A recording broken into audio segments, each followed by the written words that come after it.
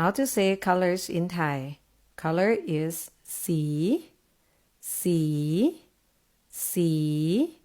red สีแดงสีแดง green สีเขียว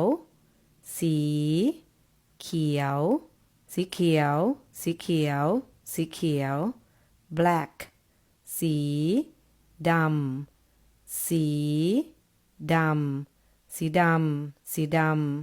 ดำ white สี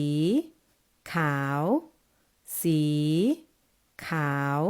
สีขาว blue สีฟ้า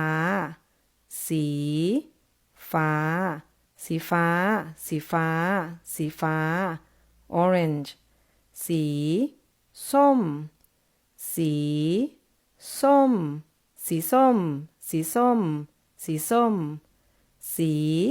ีแดงสีเขียวสีดำสีขาวสีฟ้าสีส้ม